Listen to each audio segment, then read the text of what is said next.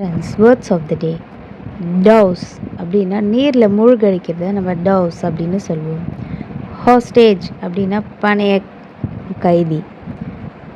ரீஇட்டரேட் அப்படின்னா மீண்டும் மீண்டும் நம்ம வலியுறுத்துறது தான் நம்ம ரீஇட்டரேட் அப்படின்னு சொல்லுவோம். இன்கர்ஷன் அப்படின்னா திடீர்னு படையெடுத்து வர்றதை நம்ம இன்கர்ஷன் அப்படின்னு சொல்லுவோம்.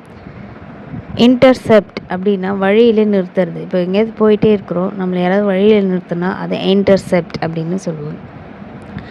இன்செப்ஷன் அப்படின்னா ஆரம்பம். டூ ஃபோல்டு அப்படின்னா இருமடங்காக ஆகிறது தான் நம்ம டூ ஃபோல்டு அப்படின்னு சொல்லுவோம். ஸ்டாப் அப்படின்னா கத்தியால் யாராவது குத்தினா அதை ஸ்டாப் அப்படின்னு சொல்லுவோம். இன்டாக்ட் அப்படின்னா பழுதுபடாமல் அப்படியே நல்லதாக இருக்கிறத நம்ம இன்டாக்ட் அப்படின்னு சொல்லுவோம். சாபர் அப்படின்னா அவங்க உணர்ச்சி அடக்கம் கொண்டவங்களாக இருக்கிறவங்கள நம்ம சாபர் அப்படின்னு சொல்லுவோம்.